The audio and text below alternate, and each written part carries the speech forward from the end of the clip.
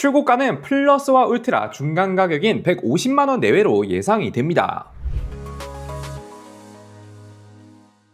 안녕하세요. IT의 진심인 남자 디노입니다. 오늘은 갑작스레 다 털려버린 갤럭시 S25 엣지 최신 유출 총정리를 다뤄볼까 합니다. S25 엣지 1월에 첫 공개가 되면서 벌써 출시까지 얼마 안 남은, 지금은 사실상 스펙 시트까지 거의 다 털린 상황에서 빠르게 살펴볼게요. 먼저 외관은 다들 아시다시피 기존 바형 스마트폰들은 기본적으로 7, 8mm대 두께를 가지고 있고, 이게 거의 10년째 사실상 모든 스마트폰들의 국룰 두께라 볼 수 있지만, 이 폼팩터가 엣지에서 처음으로 깨질 예정입니다. 초기 루머로는 6mm 초반대를 예상했지만 아이폰 17 에어가 5.5mm를 목표로 개발 중이라고 뜨니까 삼성도 좀 더 줄여서 5mm 후반대로 출시를 한다고 하네요. 실제로 제가 전시된 실물을 본 적이 있는데 기존 바형 스마트폰에 비해서는 한눈에 봐도 확실히 얇아 보이긴 하더라고요. 추가로 소재 또한 루머로는 세라믹 소재가 탑재된다라는 얘기가 있었는데, 이번에 이례적으로 출시 전에 삼성전자 뉴스룸에서 공식으로 먼저 발표를 했더라고요. 정확하게 전면 디스플레이가 코닝 고릴라 글라스 세라믹 2라는 새로운 글라스 강도를 적용했다고 합니다. 일단 새로운 글라스가 적용되는 대신 AR 반사 방지 코팅은 미적용될 예정입니다. 이건 아직까지는 울트라에만 단독으로 탑재하는 방향으로 가는 것 같고, 아이폰 17 시리즈에서도 이걸 탑재하려고 했는데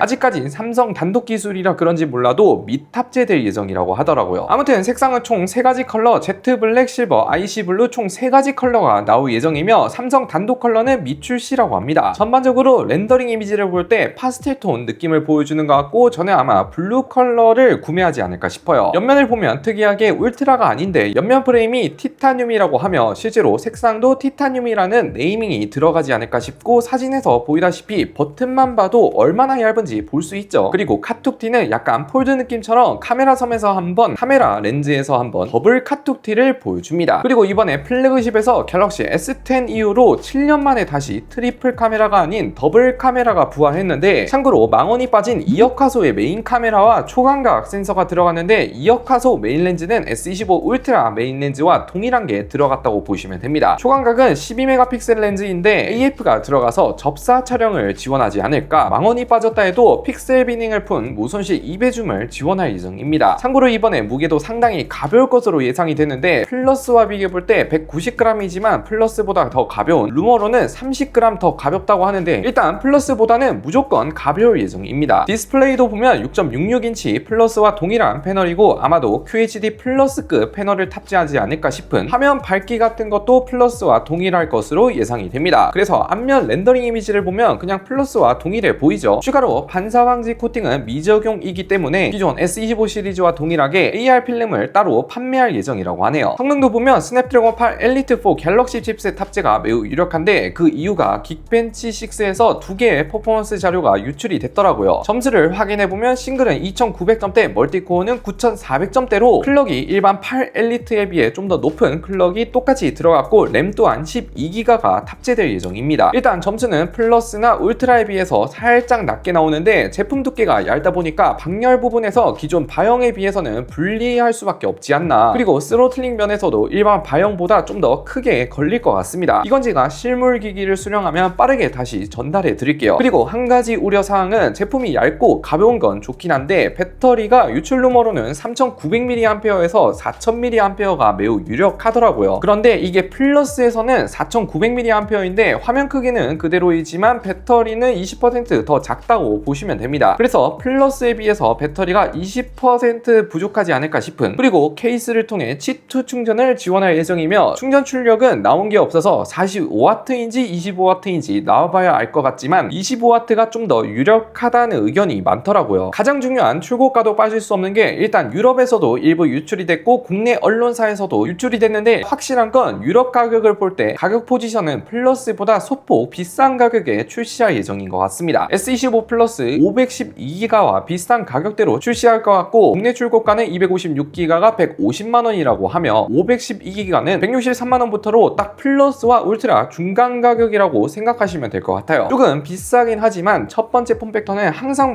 비싸게 나왔다 보니까 저는 일단 무조건 구매할 것 같습니다. 사전 예약 정보로는 S25와 동일하게 2배 스토리지업 옵션을 주지 않을까 싶은, 일단 5월 13일 오전 9시에 온라인 언팩이 진행될 예정이며 14일부터 20일까지 10일까지 사전 예약을 진행할 예정이고 21일부터 사전 예약 개통, 23일 정식 출시될 예정이라고 합니다. 우선 폼팩터 자체가 상당히 얇으면서 6.7인치인데 가볍다 보니까 큰 폰을 원하지만 가벼운 걸 원하시는 분들에게는 분명 수요가 많지 않을까 싶은, 여러분들은 어떻게 생각하는지 댓글로 마구마구 달아주세요.